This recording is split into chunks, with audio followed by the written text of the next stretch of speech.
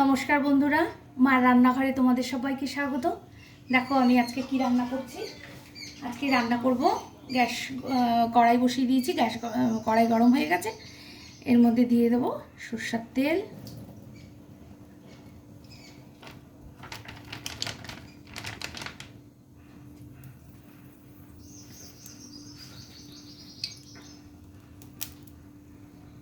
দিয়ে দেবো অল্প একটু গোটা জিরা,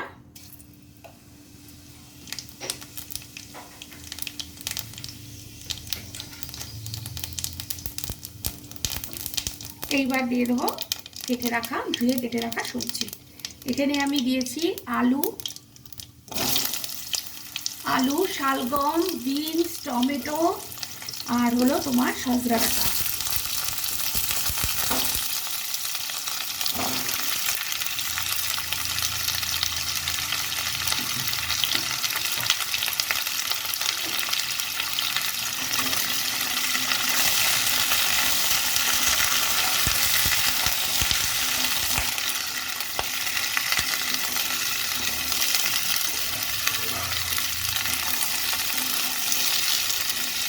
সবজিগুলো আমি একবারেই ছাড়লাম, ভালো করে ভাজা করে নেব। বেশি ভাজা করবো না, কারণ কোনো সবজি বেশি ভাজলে পরে কিন্তু তার গুণ নষ্ট হয়ে যায়। সবজিটা বেশ ভাজা হয়েছে, নাড়িয়ে দেবো।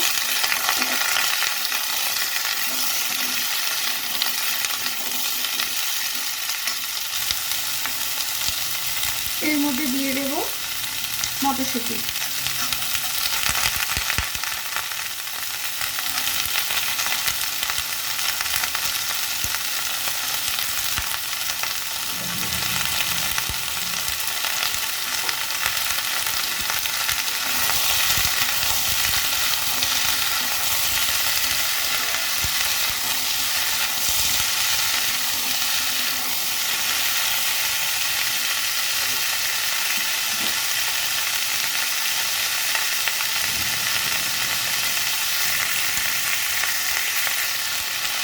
সবজিটা কিন্তু দুই পিঠই ভালো করে ভাজা হয়ে গেছে, আর দরকার নেই ভাজা। এরপরে দিয়ে দেবো এর মধ্যে মশলা।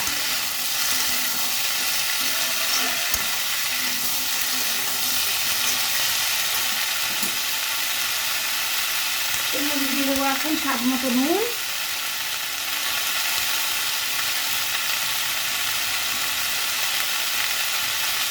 স্বাদ মতো চিনি,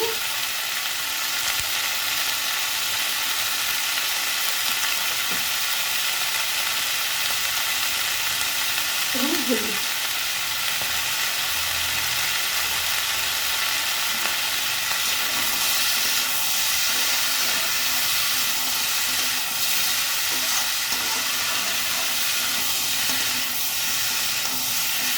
এরপরে দিয়ে দেবো বেটে রাখা মশলা। দেখো আমি মিক্সিতে বেটে দিয়েছি আদা বাটা, জিরা বাটা, অল্প একটু আদা, অল্প একটু জিরা, মাত্র দুটো কাঁচা লঙ্কা।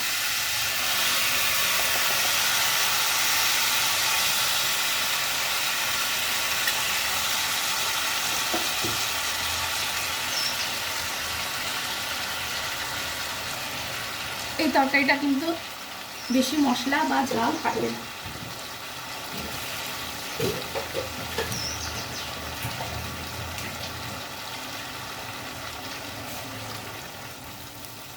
এবার ভালো করে এটা কষিয়ে নেব।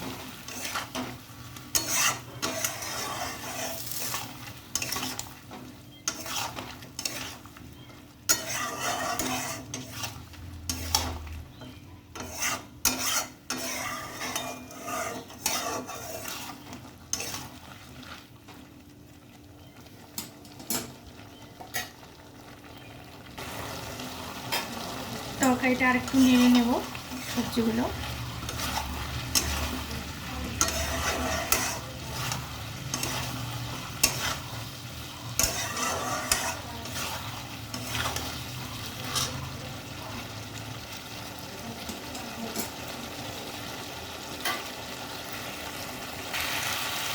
দেখো মশলা কিন্তু কষানো হয়ে গেছে।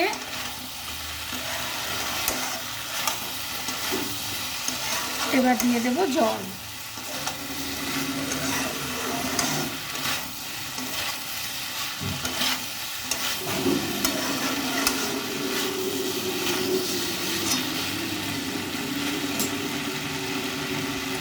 যে ধুয়ে রাখা আমি জলটা দিয়ে দিলাম।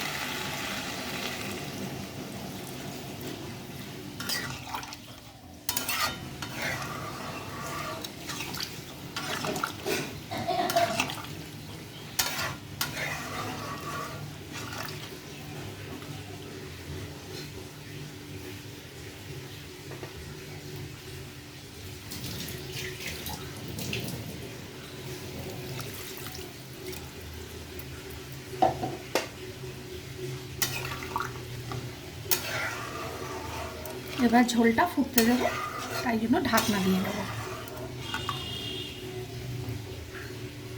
ঝটপট পুষ্টিকর কিন্তু এই রান্নাটা খুব ভালো, ঝটপটও হবে অথচ পুষ্টিকরও হবে।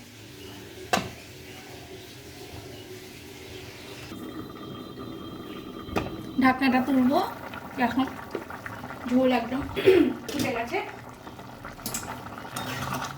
সবজিগুলোও সব সেদ্ধ হয়ে গেছে।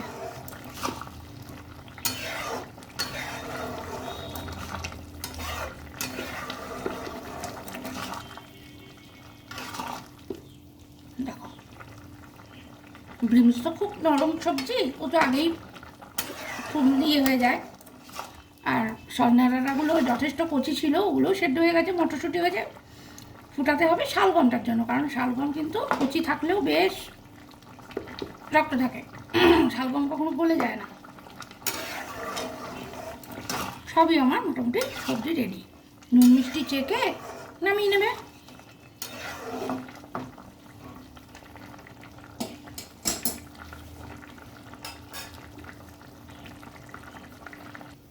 দেখো সবজিটা আমি একটা পাত্রে ঢেলে নিয়েছি, আমার সবজিটা কিন্তু কমপ্লিট। আবার একটা রান্না করব বলে গ্যাসে কড়াই বসিয়ে দিয়েছি। কড়াইতে এখন ভেজে নেব, হালকা হালকা ভেজে নেব তোমার গোবিন্দভোগ চাল।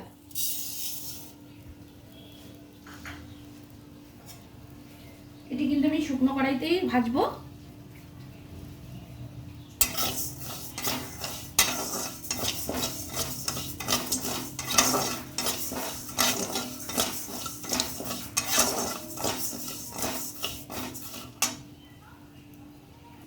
দেখো চালগুলো কিন্তু আমার ভাজা হয়ে গেছে, এবার এটা নামিয়ে নেব। এর থেকে বেশি ভাজার আর দরকার নেই। এর মধ্যে দিয়ে দেব তেল।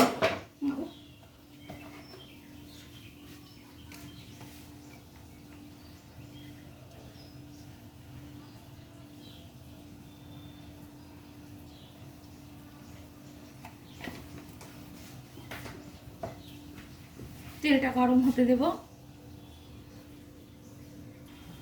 দেখো তেলটা কিন্তু গরম হয়ে গেছে, এর মধ্যে দিয়ে দেবো আমি এখন কেটে ধুয়ে হলুদ নুন মাখিয়ে রাখা কাতল মাছের মাথা।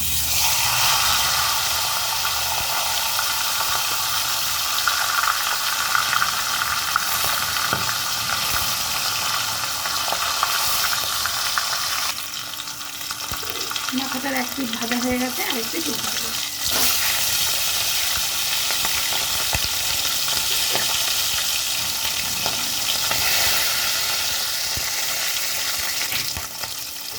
মাথাটা ভাজা হয়ে গেছে, এটা তুলে নেব।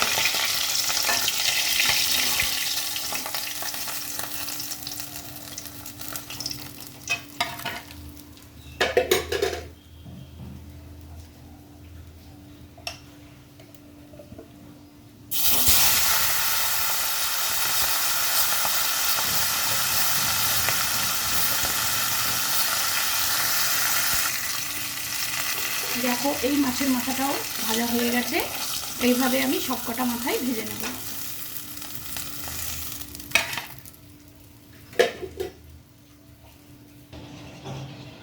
দেখো সবকটা মাথা ভাজা হয়ে গেছে, এর মধ্যে দিয়ে দেবো, ওই তেলেই দিয়ে দেবো আমি একটু সাদা জিরা ফোড়ন।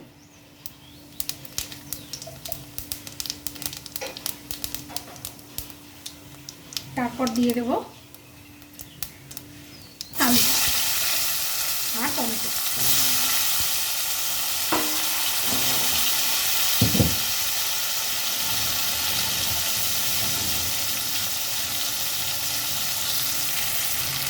দেখো এটা ভাজা হয়ে গেছে,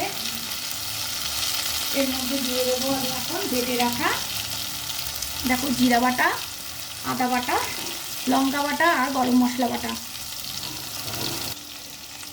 পেঁয়াজ বাটা, জিরা বাটা, আদা বাটা, লঙ্কা বাটা আর গরম মশলা গোটা আমি এর মধ্যে বেটে নিয়েছি।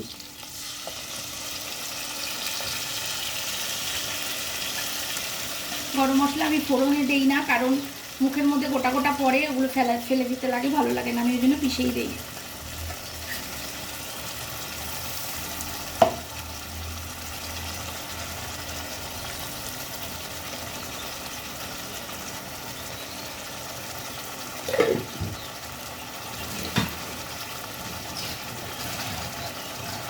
দিয়ে দেবো সামান্য একটু জল, সামান্য। এর মধ্যে এখন দেবো পরিমাণ মতো লবণ,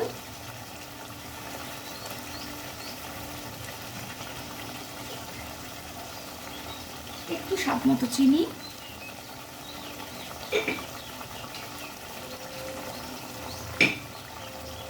আর হলুদ। এবার এটা ভালোভাবে কষতে থাকবো।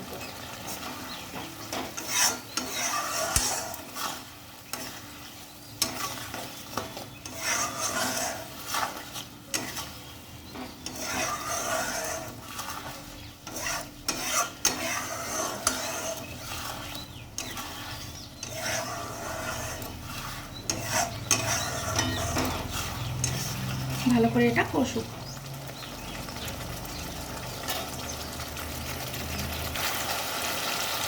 দেখো মশলাটা কিন্তু কষানো হয়ে গেছে, তেল ছেড়ে গেছে।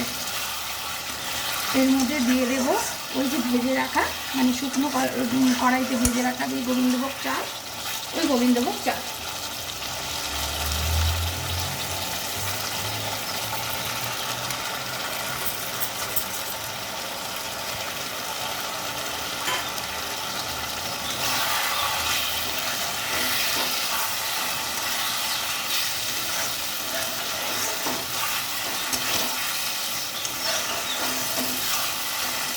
এরপর দিয়ে দেবো পরিমাণ মতো জল।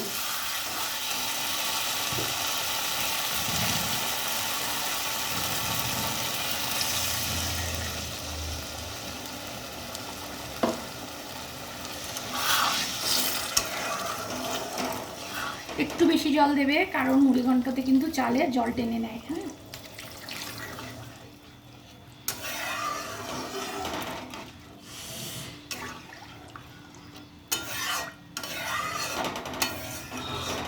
আর রান্না না সবসময় ঢেকে ঢেকে রান্না করবে। যারা নতুন বউ হয়েছে, নতুন বিয়ে হয়েছে, তাদের জন্য বলছি। যারা পুরনো রান্না করছো সংসারে, তারা তো আমার থেকেও বেশি এক্সপিরিয়েন্স থাকবে। যারা নতুন বউ, বাচ্চা বউ, তাদেরকে বলছি সবসময় ঢেকে রান্না করবে, তাহলে কিন্তু খাবারের স্বাদ বাড়ে, রান্নার স্বাদ বেড়ে যায়। শাশুড়ি বলবে, আহা কি ভালো রান্না করেছে আমার বৌমা। ঝোলটা ফুটতে দেবো। দেখো ঝোলটা কিন্তু একদম ফুটে গেছে। এরপরে আমি আস্তে আস্তে ভেজে রাখা মাথাগুলো দিয়ে দেবো।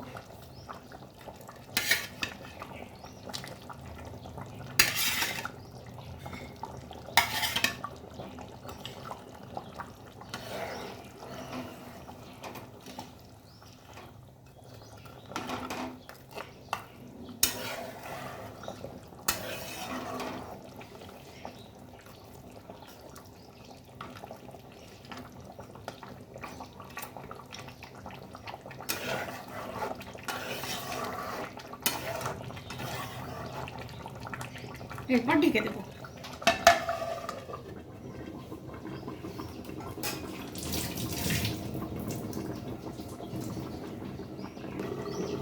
ঢাকনাটা একটু তুলে দেখবো।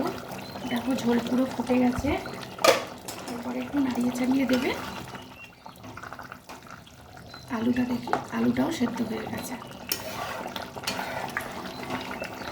এখন দেখতে মনে হচ্ছে অনেক ঝোল, কিন্তু ঝোল কিন্তু থাকবে না। ঠান্ডা হলেই দেখবে একটু বেশ মাখা মাখা হয়ে আসছে, কারণ চালগুলো ফুলবে, চালগুলোও সেদ্ধ হবে।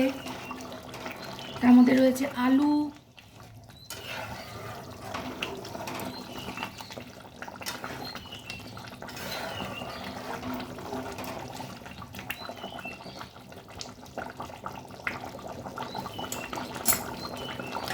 আর একটু ঢেকে দেবো।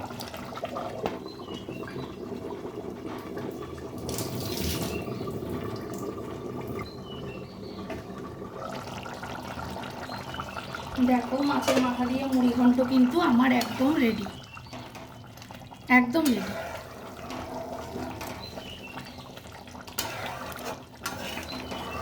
তাহলে আজকের মতো এখানেই, আবার দেখা হবে কোনো একটা ভালো রেসিপি নিয়ে। তোমাদের ভালো লাগলে প্লিজ লাইক কমেন্ট করো, সাবস্ক্রাইব করে আমার পাশে থেকো। তোমরা ভালো থেকো, সুস্থ থেকো। টাটা।